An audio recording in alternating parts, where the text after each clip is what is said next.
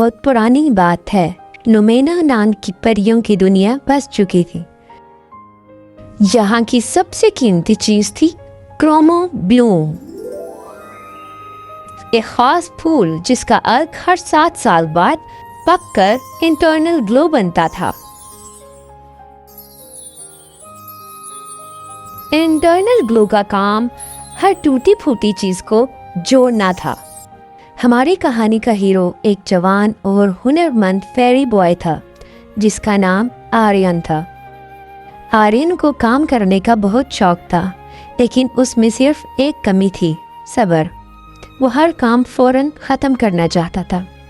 आर्यन की फेरी मदर, जो Bloom keeper थी, हमेशा कहती थी, बेटा, लुमेना की असल ताकत वक्त में है, जल्दी का काम शैतान का होता है।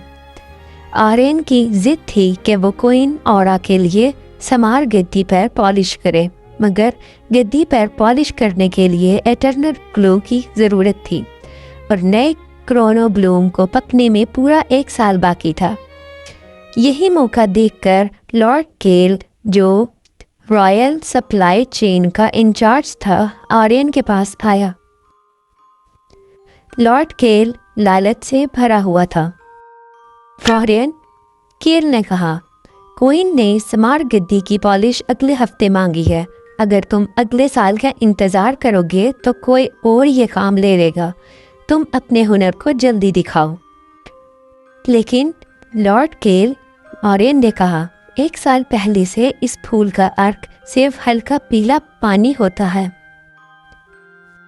लॉर्ड केल हंसा, तुम तो आर्टिसन हो। अगर तुम इस अर्क को क्रिस्टल की तेज़ रोशनी और वार्म वेपर्स में सिर्फ 1 रात के लिए रख दो तो ये बिल्कुल वैसा ही चमकेगा जैसा असली ग्लो चमकता है। क्वीन को क्या पता चलेगा? तुम्हें रॉयल टाइटल मिलेगा और मुझे मेरा हिस्सा। आर्यन की जल्दबाजी इस पर हावी हो गई। उसने वही लॉजिकल मिस्टेक की।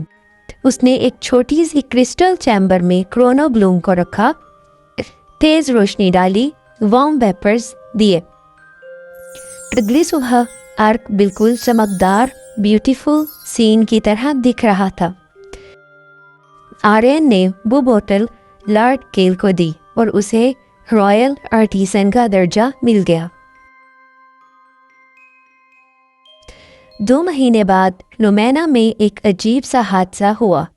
आर्यन की मदर एक तेज हवा के झोंके से गिर गई और उनके पंख पर एक छोटा सा क्रैक आ गया।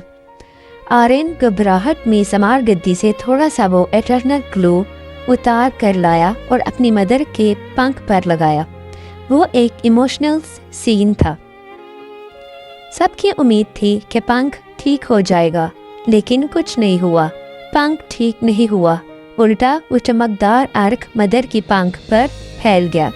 वहाँ से पंख और कमज़ोर होने लगा। आर्यन की मदर ने दर्द में आंखें खोलीं और सिर्फ 3 लफ्ज़ कहे, बेटा, वो ठीक नहीं हुआ। आर्यन का दिमाग घूम गया। लॉर्ड केल तो भाग चुका था।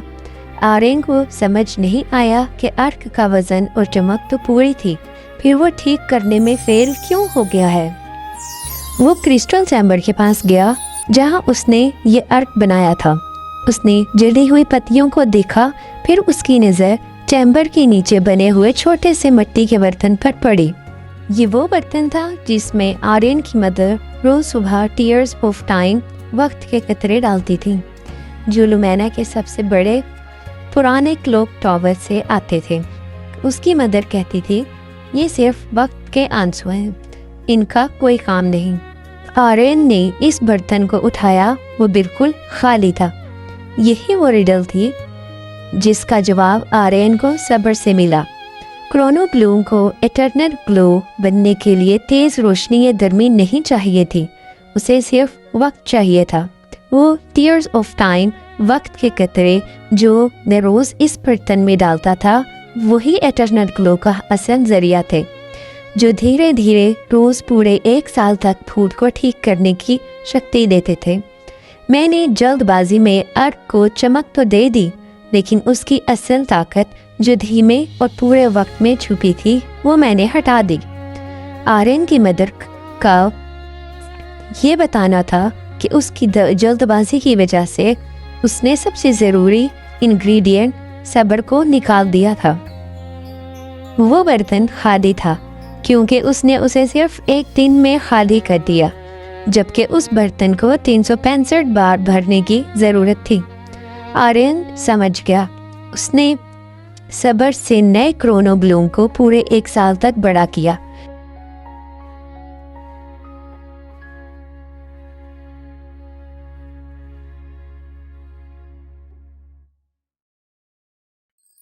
जब वो फूल खिला तो उसने अपनी मदर के पंख को ठीक किया और संवार के देखो असली पॉलिश थी। उस दिन के बाद आर्यन ने हमेशा सब्र और तहम्मुल से काम करना सीख लिया। मोरल ऑफ द स्टोरी: तहम्मुल, सब्र और बर्दाश्त सिर्फ इंतज़ार का काम नहीं है, ये इस बात का नाम है कि आप किसी ज़रूरी अमल को उसके मुकम्मल वक्त तक चलने देते हैं।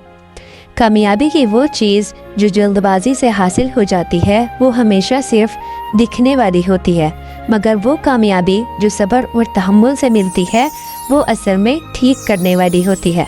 Thank you for watching this video. If you enjoyed it, please hit the like button and the bell notification icon.